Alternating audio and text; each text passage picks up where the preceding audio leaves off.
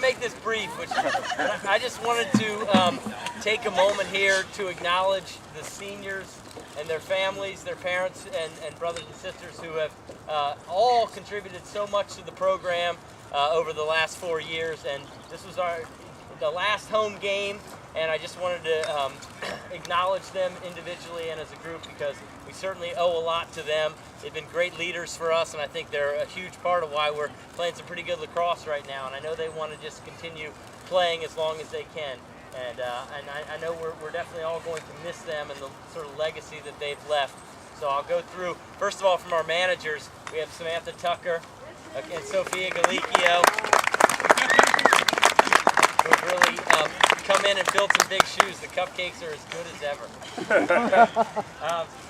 Brooke Cabetti, right here, who, you know... Yeah, Brooke!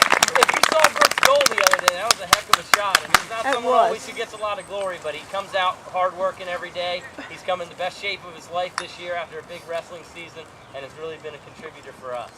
Yeah, Brooke! Yeah, Brooke! We've got Drew Walensky. He's back. There's no prompts anytime in the future.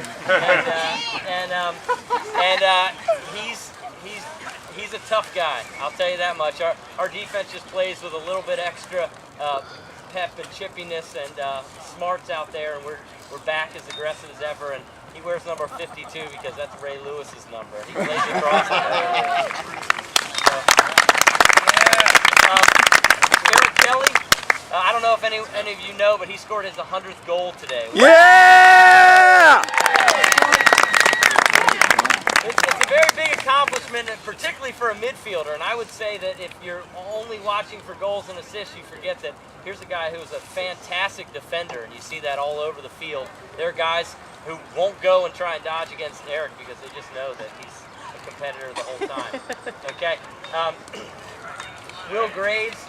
Will is, I think, for sure. Yeah, Will. I don't mean any offense by this, but I think pound for pound, there's not a tougher guy out here. Will Graves is just, you know, he stepped into that role as a defenseman this year, and he's just someone to be feared. And he plays tough and hard and smart, and usually. That one play was a little.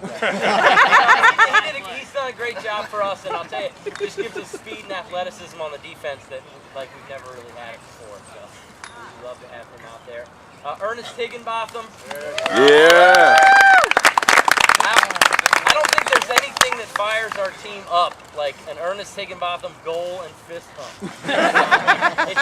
He's really an emotional leader for this team, and has always really stepped up and done great things for us. And when he's clicking, and it doesn't matter, you saw it even at the Cape game, we can be down 5-6 goals, and he just comes barreling back because he's sort of an irrepressible force out there.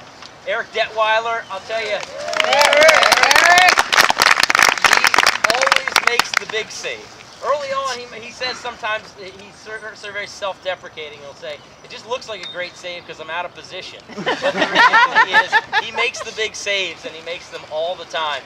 And you know, the excitement that probably sends some of us into heart palpitations when he comes over the midfield is maybe a little more than we can handle. But and we'll have 2 timeouts a half to clarify. Yeah. But he's just been outstanding and stepped into that goal and been a real leader for that defense. Reed Salmons, a guy who's, you know, Reed. about everything. I mean, late in the game, we realized that their midfielder was tying us up on the faceoffs, and Reed came out and won some faceoffs.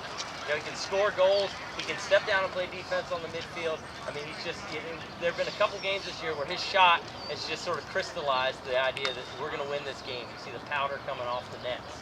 So, and I'm very proud to say that he's going to go next year and play for Dickinson. So. Yeah, Reed. Bryce Shepard, he just started playing lacrosse a couple years ago, and I bet he wished he'd started playing a little earlier. But he is just absolutely fantastic. I never thought the idea of a long pole in his hands was a great idea because it looked like a lightning rod. It's about 6 inches taller than he is. But he just does a fantastic job with it. He's just absolutely tenacious. It's a guarantee when he comes out that he's always going to play hard, and he always does. And he's just such a team player. He doesn't try to do anything fancy. He looks for the open man, and you know, defensively, it's just a real force for us out there. Yeah.